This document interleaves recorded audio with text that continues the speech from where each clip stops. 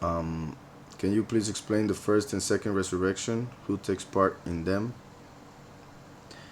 Yeah, the first resurrection. Well, just in case, when it comes to this, there are many interpretations. There are many doctrines. Well, I'm saying many, perhaps five. um, Pretty much, and that is because we see many parts in scriptures regarding people raising from the dead. Like, for instance, when Mashiach was raised from the dead, there were certain people who were also raised, and they came out of their tombs and they went to their family members and told them about what Mashiach had done. But then they went back because that was a representation of what is to happen, and that was for testimony also, and many other reasons that we will know eventually. But the fact that that happened makes many people think that that is the first resurrection. That is not true. The first resurrection is still yet to come, and the first resurrection will be the harvest, the seventh trumpet. Remember that Paul said that there will be some who, well, those who died will receive bodies first, and then those who are alive, when the seventh trumpet is heard, will be transformed and gathered together with the other ones that were raised from the dead, who died in Mashiach. Pretty much, who died in Mashiach, the true Mashiach, gave their lives for the testimony or the word. Basically, martyrs. The martyrs will have the honor to receive bodies and enter the millennium, the 1,000 years that is to come very soon.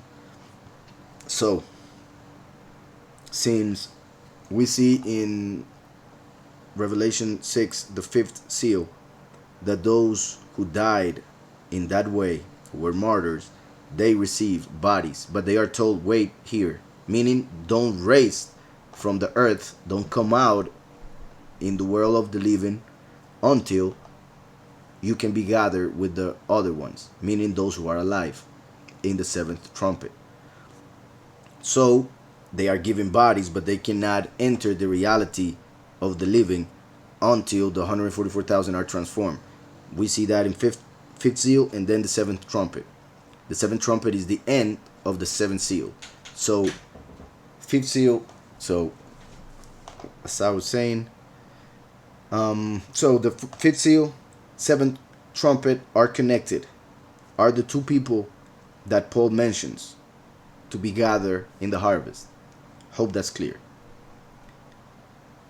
Also, in that resurrection called the first resurrection, also the point, the reason why I mentioned that there are several interpretations is because there are many people that need to be resurrected. For instance, like I said, the martyrs, those who are not martyrs but died many years ago, those who won't have to die, and those who will die during the Great Tribulation as almost martyrs, just too late. So it's not the same because, like I said, they will realize that that is the only way out through death.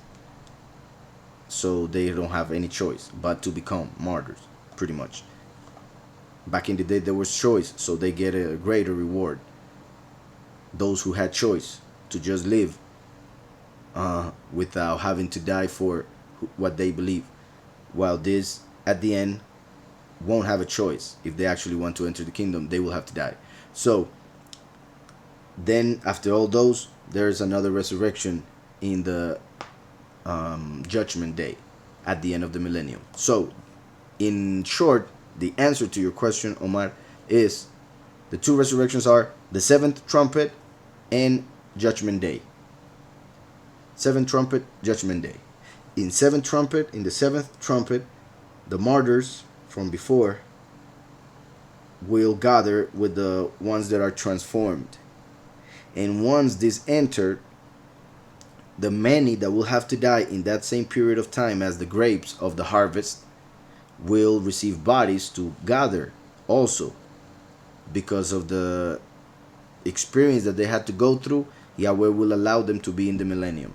So those who will be in the millennium are only those who are in this time of the tribulation and the martyrs who gave their lives in tribulation in a different time in history. So those who go through tribulation will have the rest of the millennium. I hope that's clear.